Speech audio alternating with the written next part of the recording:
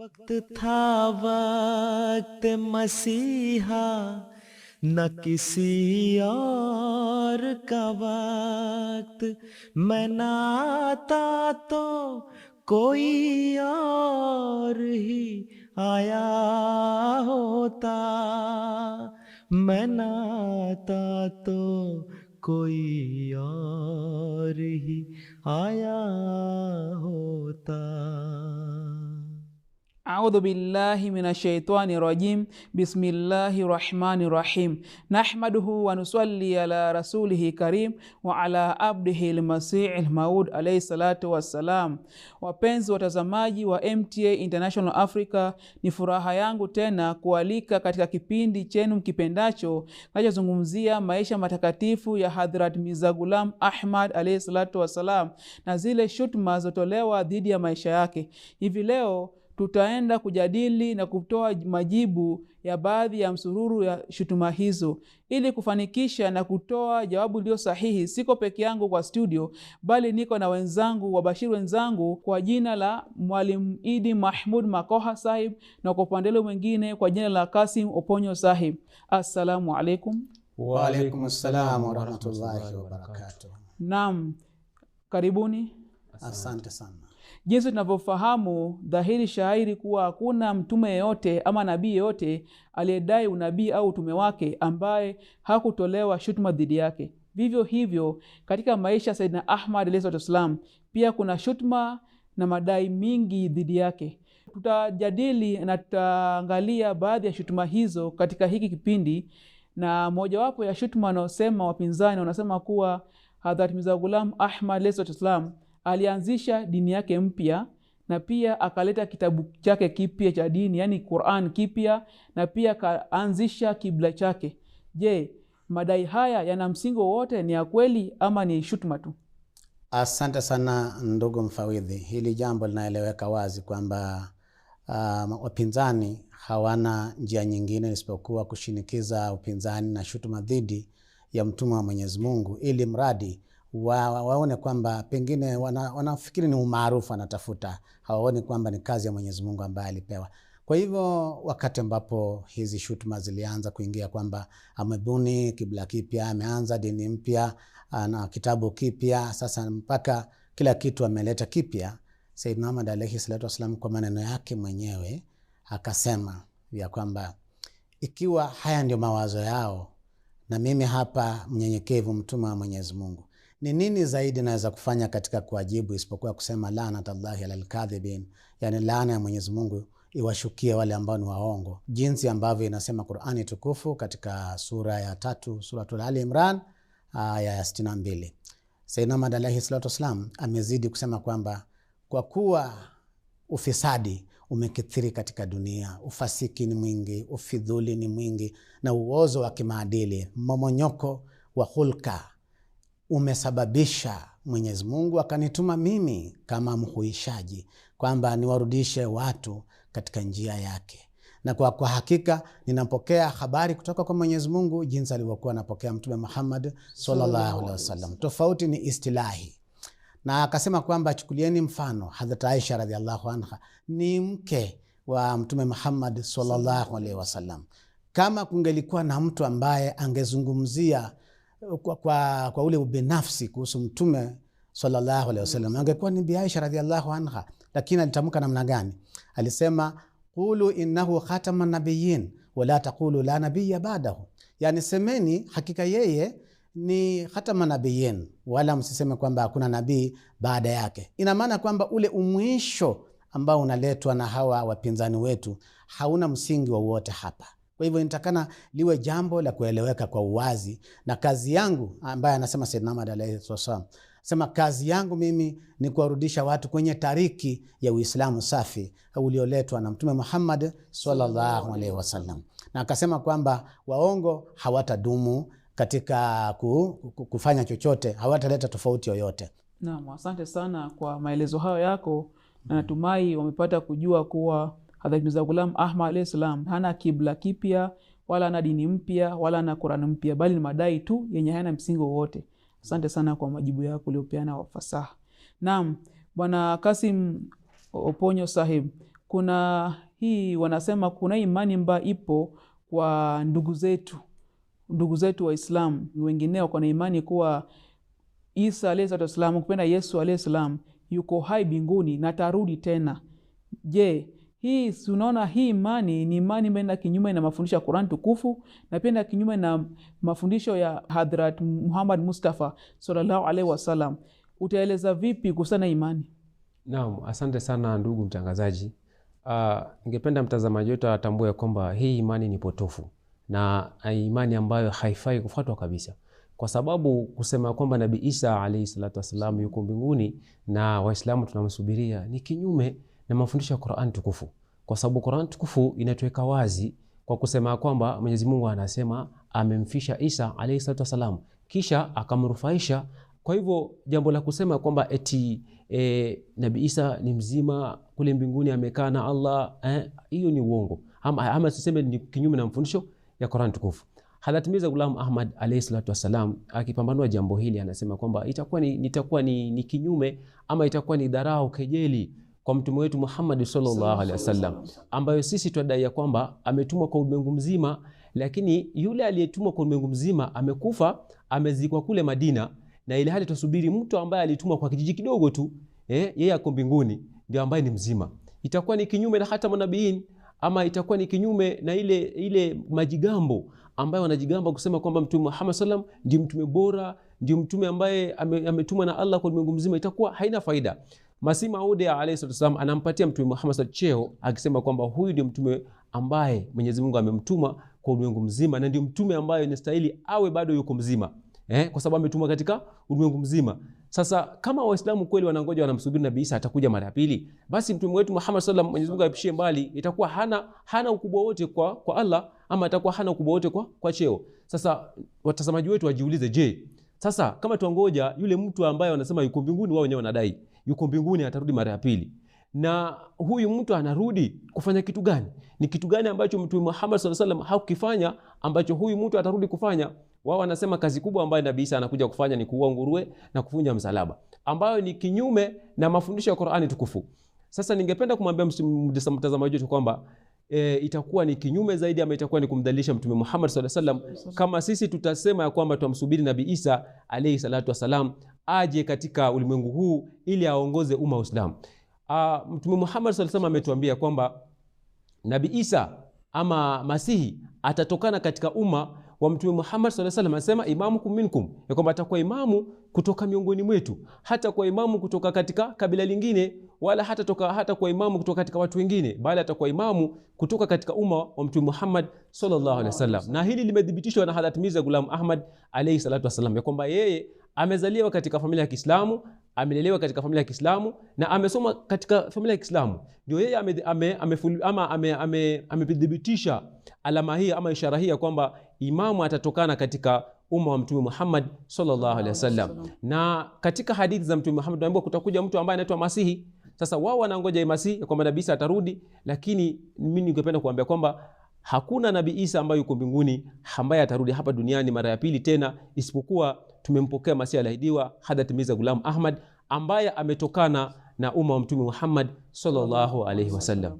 Naam, asante sana kwa maelezo hayo uliotoa kuhusiana na imani potovu. Kwa hivyo ni swali ambalo watakana wajiulize wa wapinzani wenyewe. Na kuna pia hii imani ambayo wanasema pia kuhusiana na swala la umuhimu gani unapozingatia, ni umuhimu gani kwa kufuata yule mwenye amekuja na mwongozo aliyeteuliwa na Mwenyezi Mungu, na kuna athari gani kwa kutofuata mtu kama huyo? Yaani yule anaitwa ahadi kwa yeye amekuja kufufua dini, amekuja na mwongozo na amekuja kufufua dini, na ni athari gani kwa kumtomfuata mtu kama huyo? Hapa Sayyidna Ahmad alayhi salatu wasalam amezungumzia swala hili kiasi, akisema kwamba hebu angalia, chukulia mfano ya kwamba sisi tuko na Mtume Muhammad sallallahu alaihi wasallam ambaye tayari kwa imani yetu na uhakika ni kwamba alifariki na alizikwa, lakini kuna itikadi hii kwamba Isa bin Maryam yuko pale juu mbinguni na anasubiriwa kurudi. Hili swala linafanya Waislamu kugeuka kuwa makafiri, wanageuka kuwa maaria na Wakristo, kwa sababu na hata ni washirikina kwa sababu ya kutokuelewa mafundisho ya Mwenyezi Mungu Subhanahu wa Ta'ala. Katika hali kama hii, jambo ambalo nitakana walifahamu hawa watu ni kwamba haji tena Isa bin Maryam, bali ni mtu mwingine katika nafasi ya Masihi Maud ambaye atakuja kuihuisha dini ya Kiislamu. Sasa kwa sababu hii, Sayyidna Ahmad alayhi salatu wasalam amesema kwamba kwa sababu hii sasa watu wanashinikiza matusi ya uchafu kwake. Wanamtusi wakati anafungua sanduku lake la barua, anapata barua zenye matusi machafu machafu ziko pale, na mpaka wale waandani wake wote wanatukanwa kwamba ni makafiri. Wale ambao tunasalimiana tu nao wanatukanwa kwamba ni makafiri, ili mradi ni kwamba shutuma za ukafiri na majina mabaya kubandikwa aina hii zimeshamiri kote kote duniani kwa sababu tu ya kusimama na ukweli kwamba Masih Maud alayhi salatu wasalam amechukua nafasi hiyo ya Isa bin Maryam. Sasa swala lingine ni kwamba kuhuisha dini ni kazi ya Sayyidina Ahmad alayhi salatu wasalam, kwa sababu ufisadi umekithiri duniani, na baada ya ufisadi kukithiri duniani na kuingilia sana upande wa Uislamu, wakaingia katika hili giza totoro, ndio wakati ambapo Allah Subhanahu wa Ta'ala sawa na sunna yake akaona kwamba ni alete mtu atakaye ilinda dini yake tukufu. Mathalan, tuchukulie kwamba Mwenyezi Mungu Subhanahu wa Ta'ala jinsi ambavyo amesema mwenyewe katika suratul Hijr aya 10 ya kwamba hakika sisi ndio tuliteremsha mawaidha na sisi ndio tutakao yalinda. Sasa inamaanisha kwamba lazima awepo mtu atakayelinda haya mawaidha, na kuyalinda namna gani? Kuwaleta watu katika ile nafasi ya kumdhukuru vizuri Allah Subhanahu wa Ta'ala, kutambua hadhi ya Mtume Muhammad sallallahu alaihi wasallam, na kusafisha Uislamu urudi kwenye tariki ambayo Allah Subhanahu wa Ta'ala alimpatia Mtume Muhammad sallallahu alaihi wasallam. Hili ni swala la nyeti ambalo nitakana watu wote walijue, na akasema kwamba hakika wale ambao warabuni uongo dhidi ya Mwenyezi Mungu ndio watakao angamia. Sasa nitafungua mahali ambapo kuna hiyo nukuu kwa faida ya wasikilizaji wetu na watazamaji, ili waweze kupata nafasi ya kujichumia wenyewe maarifa. Inasema hapa suratul An'am ambayo ni ya 6 aya 22 kwamba nani aliye mdhalimu zaidi kuliko yule amzuliaye Mwenyezi Mungu uongo, na mtu anayebuni hadithi usiku na mchana alafu anadai kwamba Mungu amesema hivyo, anawezaje kufanikiwa? Sayyidina Ahmad alayhi salatu wasallam anauliza kwa mujibu wa aya hizi, na baadaye anasema kwamba ikiwa amri kama hiyo inatolewa kwa mtu mkubwa, basi kwa yule mdogo kisu kidogo kingetosha na uamuzi ungalifanya muda mrefu uliopita. Ni katika Malfuzat juzuu ya 5 ukurasa wa 667 hadi 671. Naam, asante sana kwa maelezo hayo yako ya kueleweka, ambayo haitaji hata kuongezea jambo lolote ndani yake. Naam, shukran. Ningependa pia, kuna hii kauli wanaosema kuwa je, ni sahihi kutoa fatwa ya kafir kwa mtu ambaye anaeleza ndoto yake ama anatoa maoni yake, ukizingatia muktadha kuwa huyu ni mtu wa Mwenyezi Mungu, wale ni teule wa Mwenyezi Mungu, anapotoa maoni yake ni maoni ya kiroho, sio ya kidhahiri. Je, ni sahihi kutoa fatwa kufuru kwa mtu kama huyo? Ndugu mtangazaji, ni makosa zaidi kumwekea mtu ukafiri ama kumkufurisha kwa sababu ya ndoto. Na Hadhrat Masih Maud alayhi salam ameelezea, na hata siye peke yake, hata wafasiri wengi pia wameelezea aina ya ndoto. Sasa wapinzani wetu ama wapinzani wa Masih alayhidiwa alayhi salatu wasalam wamemwekea kufuru. Mwenyezi Mungu aepushie mbali mambo kama haya. Ni kwamba yeye kuna mambo ambayo amedai, na ningependa kusoma mambo haya ili nimweke wazi mtazamaji wetu ajue kwamba hizi ni pingamizi tu ambazo hazina maana kabisa. Naam, moja ya mambo haya ambayo wanamuita Hadhrat Masih Maud alayhi salam kwamba kuwa kafiri, Mwenyezi Mungu aepushie mbali, ni kwamba eti amedai, anasema nilijiona katika ndoto kama jicho la Mungu na nilikuwa na uhakika kwamba mimi ndiye yeye. Imeandikwa katika Aina al-Kamalat al-Islam Rughani Ghazain juzuu ya 5 ukurasa wa 565. Na pia ingine nasema niliona katika macho ya maono yangu kwamba mimi ni Mungu na nikawa na uhakika kwamba mimi ndiye yeye. Iko katika kitabu Bariya Ruhani Ghazain juzuu ya 13 ukurasa wa 103. Hadrat Mirza Ghulam Ahmad pia amesema kwamba amefanua maana ya maneno haya katika kitabu chake. Anasema maono haya hayana maana kama ile wanayotoa wale wanaoamini umoja uwepo au waaminio. Anasema katika kuwa mwenyeji, bali maono haya yanalingana na hadithi ya Mtume Muhammad sallam kuhusu ukaribu wa Allah kwa waja wake na waja Mungu. Aina al-Kamalat al-Islam, Ruhan Ghazain juzuu ya 5 ukurasa wa 566. Sasa Hadrat Mirza Ghulam Ahmad alayhi salatu anasema itakuwa ni dhulma na maonevu makubwa kwa kumuita mtu ambaye, ama kwa kutafsiri ndoto kwa mtu ambaye amedai ndoto kuwa yeye ni kafiri. Bali anasema ndoto huwa hasichukuliwi katika hali ya kiasili ya kwamba mtu ameota kitu alafu uchukulie katika asili. Hapana. Kwa mfano mimi naweza ota naenda Mombasa na niko hapa Nairobi. Kwa sababu gani? Akili yangu yani iko Mombasa. Kwa sababu pengine ni mahali ambapo napatamani sana, ama mahali ambapo kuna mambo mazuri kule. Sasa Hadrat Masih Maud alayhi salatu anasema, ama wafasiri wengi wanasema kwamba mtu anapoota ya kwamba ameona ndoto ya kwamba yuko kama Mungu, ni kwamba yani Mungu anamuelekeza mtu huyu katika njia ambayo ni ya kisawa, na hakuna ushirikina wote ambao unatokana na ndoto. Kuna hadithi moja ambayo Mtume Muhammad sallallahu alaihi wasallam anasema aliota ya kwamba amevaa bangili za dhahabu, na katika hadithi anasema kwa mwanaume kuvaa bangili za dhahabu ni dhambi. Sasa tutasema je, Mtume Muhammad alifanya makosa kuvaa bangili, na ile hali amesema yeye mwenyewe ni dhambi? Bali wanasema jambo hili haliwezi likachukuliwa kuwa jambo la kawaida. Pia ningependa kusoma hadithi nyingine ili kwa mtazamaji wetu pia apate elimu zaidi kutokana na swala hili. Katika kitabu maarufu cha tafsiri ya ndoto inasema yeyote anayeota kwamba amekuwa Mungu, inamaanisha kwamba hivi karibuni Mungu atamuelekeza kwenye njia sahihi. Ni vile nimetangulia kusema kwamba yani yule anayeota ya kwamba amemwona Mungu, ya kwamba Mungu anafanya nini? Anamuelekeza katika njia sahihi. Na pia kuna hadithi moja ya Mtume Muhammad sallallahu alaihi wasallam anasema aliona sura ya Mungu kwa kijana barubaru ambaye anasema alikuwa na nywele za kufyatuka na alikuwa amevaa viatu vya dhahabu katika miguu yake.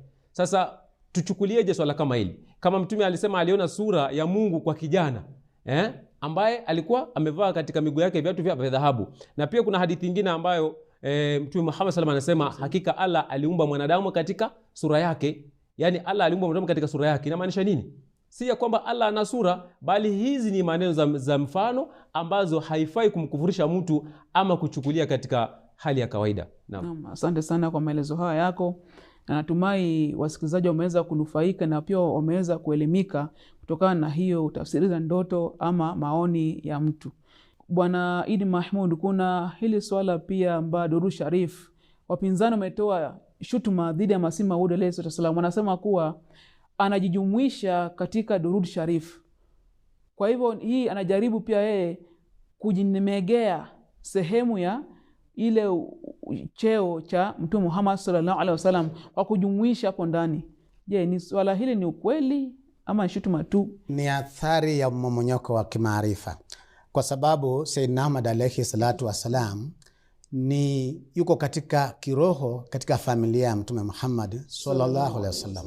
Na wakati tunaposoma Durud Sharif, Allahumma salli ala Muhammadin wa ala ali Muhammadin, wakati ule unasema tu wa ala ali Muhammadin, tayari Masih Maud ameingia pale, kwa sababu yeye ni katika familia ya kiroho ya Mtume Muhammad sallallahu alaihi wasallam. Na sasa hawafahamu kwamba hata hii dua ambayo tunamwambia Mtume sallallahu alaihi wasallam inarudi mpaka sisi kwetu, kwa sababu tunaposema wa ala ali Muhammadin na watu wa Muhammad. Watu wa Muhammad ni kina nani? Watu wa Muhammad ni familia yake, wandani wake wote, wafuasi wake ambao wameshikana naye katika kazi ya Allah subhanahu wa ta'ala kutimiza malengo yake. Hawa ni ali Muhammad. Jambo lingine ni kwamba Sayyidina Ahmad alayhi wasallam amesema kwamba kuna wale wanaosikia anatajwa, jina lake linatajwa na mbele ya jina lake wanasema alayhi salatu wasalam, wanasema kwamba ni makosa kufanya hivyo. Si makosa. Sayyidina Ahmad alayhi wasallam anasema yeye ni nabii na yeye ni Masih Maud. Kama yeye ni Masih Maud na yeye ni nabii wa Mwenyezi Mungu, basi hiyo alayhi salatu wassalam inamhusu, kwa sababu yeye anawekwa katika yale maombi. Alayhi salatu wassalam ni dua kwamba Mwenyezi Mungu amuenzi. Kwa hivyo alayhi salatu wassalam ni amsaidie Mwenyezi Mungu, ni sawa kabisa na kumwombea mtu yeyote ambaye ni anahudumu katika kazi ya Mwenyezi Mungu. Kwa hivyo hawa watu hawajui kabisa kwamba maana ya durud sharif ni kitu gani. Amewapa changamoto akasema kwamba tuangalie kwamba hata Allah subhanahu wa ta'ala na malaika wake wao wanamswalia Mtume Muhammad sallallahu alaihi wasallam. Jukumu letu kama binadamu litakuwa gani? Litakuwa ni kusoma zaidi, kutuma zaidi hiyo durud sharif kwa Mtume Muhammad sallallahu alaihi wasallam na watu wake, tukishirikisha mpaka na Masihi Maud alayhi salatu wasalam. Sayyidina Ahmad alayhi salatu wasalam amesema kwamba kumekuwa na kutakuwa na mamilioni ya watu wenye asili safi duniani, lakini tunapata bora na wa hali ya juu na mkamilifu zaidi miongoni mwao kuwa yule ni mtu wa Mungu anayeitwa Muhammad sallallahu alaihi wasallam. Allah na malaika wake wanamtakia baraka mtume. Enyi mlioamini, muombeeni Allah amtakie baraka na ampe amani. Kwa maneno haya, inna Allaha wa malaikatahu yusalluna ala nabii ya ayyuhalladhina amanu sallu alayhi wa sallimu taslima. Ameandika Sayyidina Ahmad alayhi salatu wassalam. Iko katika suratul Ahzab ya Qur'ani tukufu aya 57, na haya yamenukuliwa katika kitabu cha Sayyidina Ahmad alayhi salatu wassalam ambacho ni Chashmai Maarifat Ruhani Khazain juzuu ya 23 ukurasa wa 301 hadi 302. Mtu anapaswa kusoma durud sharif kwa nia ya kwamba Allah amjalie baraka mtume mtukufu, na kwamba ukuu wake na utukufu wake uonekane katika ulimwengu huu na akhera, utukufu wake uangaze katika pande zote mbili. Hii iko katika Maktubati ya Ahmadiyya juzuu ya kwanza ukurasa wa 13. Asante sana kwa maelezo haya yako uliotoa kuhusiana na durud sharif. Bwana Kasim, ningependa ueleze hii jambo. Anasema kuwa Hadhrat Masih Maud alayhi salam aliambiwa wafuasi wake wamtoleani wasome durud sharif kwa wingi, wamsomee durud sharif kwa wingi. Kwa hivyo wapinzani wanasema kuwa hii anajaribu kujilinganisha, kujifananisha, kujipa cheo cha Mtume Muhammad sallallahu alaihi wasallam. Je, ni kweli kuwa anapoambia wafuasi wake wasome kwa wingi anajaribu kujipa cheo pia yeye, kujifananisha na Mtume Muhammad sallallahu alaihi wasallam? Naam, ndugu mtangazaji, ni kwamba hawa watu kwanza hawajaelewa cheo cha Mtume Muhammad sallallahu alaihi wasallam. Hata Mirza Ghulam Ahmad alayhi salatu wasallam amesema yeye hawezi kujilinganisha na cheo cha Mtume Muhammad sallallahu alaihi wasallam, kwa sababu Mtume Muhammad sallallahu alaihi wasallam yeye yuko juu zaidi kuliko mitume wote. Na kitu kingine ni kwamba hawajafahamu maana halisi ya dua ya Mtume Muhammad sallallahu alaihi wasallam.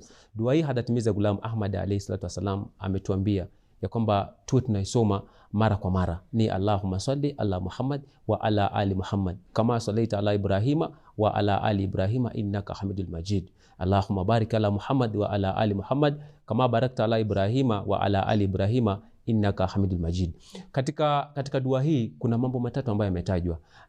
Kwanza ni kutoka kwa Mtume Muhammad sallam, pili ni ahli za Mtume Muhammad sallallahu alaihi wasallam, nne ni kwamba ni kwa Nabii Ibrahim na ahli zake. Sasa Hadath Mirza Ghulam Ahmad yuko katika ahli ama katika familia ya Mtume Muhammad sallallahu alaihi wasallam ya kiroho. Sasa ndugu zetu wanafikiria kwamba mtu anaposema familia ni lazima uwe umezaliwa katika ile familia, lakini sisi sote tuko katika familia ya Mtume Muhammad sallallahu alaihi wasallam, na kuomba baraka kwa kila mfuasi wa Mtume Muhammad sallam ni kitu ambacho tumeambiwa tuwe tunafanyana sisi wenyewe kwa wenyewe. Kuna masahaba ambao walikuwa wanasema wakati walikuwa wanapeleka zawadi kwa Mtume Muhammad sallam, walikuwa wanaombewa baraka. Anasema ya Allah mpatie baraka fulani, Allah mpatie baraka fulani. Kwa hivyo kuomba dua kwa mfuasi wa Mtume Muhammad sallam sio dhambi wala sio shirki. Na asante sana kwa maelezo haya yako kuhusiana na durud sharif. Kwa hivyo sio shirki kuomba kutoa dua ama kuomba dua kwa Mtume Muhammad sallallahu alaihi wasallam. Naam, asante sana kwa kipindi hiki. Tumekuwa na umejumuika nasi kuanzia mwanzo wa msimu huu wa 4 hadi mwisho wa kipindi hiki. Jinsi tunavyofika tamati leo, tumefikia tamati. Je, ungependa kupeana wasia ama ushauri kwa mtazamaji? Peana ushauri kidogo kwa mtazamaji. Mimi nampa mtazamaji ushauri ya kwamba aweze kudurusu zaidi, kujua Sayyidina Ahmad alayhi salatu wasalam na jumuiya ya Waislamu wa Ahmadiyya kwa ujumla. aendelee kutazama vipindi vyetu vya MTA ili achume maarifa ya kutosha na aweze kufanya utafiti wa kila aina. Elimu ni ukumbi ulio huru, kwa hivyo aingie katika ukumbi na apate maarifa ya kutosha. Naam, Kasim sahibu, utasemaje ama utapenda ushauri gani kwa mtazamaji? Mimi kwanza ningependa sana kumshukuru mtazamaji wetu kuwa na sisi kuanzia mwanzo wa kipindi hiki na pia vipindi vilivyopita kwa kuwa pamoja na sisi, na ni matumaini yangu ya kwamba amefaidika, amepata mafundisho mengi zaidi kutoka katika kipindi hiki chetu. Kile ambacho ningependa kumsini kwamba abaki katika kitazama MTA Africa, kwa sababu hapa ndio kwenye chungu la elimu na atafaidika zaidi. Naam, asanteni sana kwa ushauri wenu, kwa ujio wenu kuanzia mwanzo. Umekuwa nami kuanzia mwanzo wa msimu huu wa 4 hadi mwisho napofikia tamati leo, na Mwenyezi Mungu awazidishie maarifa fi dunia wal akhirah, na ili siku zijazo pia mkipokea wito muweze kuitikia wito, mje kwa ajili ya kuelimisha umma Mtume Muhammad sallallahu alaihi wasallam, na ili kupeana jibu sahihi za pingamizi dhidi ya Masihi Maud alayhi salatu wasallam. Shukran. Naam, wapenzi watazamaji, ni furaha yangu kuwa mmekuwa nami kuanzia mwanzo wa msimu huu wa 4 hadi tunapofika tamati hivi leo, na pia ni furaha yangu kuwa mweze kuwa nasi, muendelee kutazama vipindi vyetu vya MTA International Africa ili mweze kuelimika na kufaidika zaidi, na pia kutoa dhana potovu dhidi ya kuhusiana na hizo shutuma zilizotolewa dhidi ya Masihi Maud. Hadi siku zijazo, sina mengi la ziada isipokuwa tu kukutakia amani, rehema na baraka Mwenyezi Mungu iwe juu yenu. Yani, assalamu alaikum wa rahmatullahi wa barakatuhu. यारो मसीह वक्त के थी जिनकी इंतजार, यारो मसीह वक्त के थी जिनकी इंतजार, राह तकते तकते जिनकी करोड़ों ही मर गए।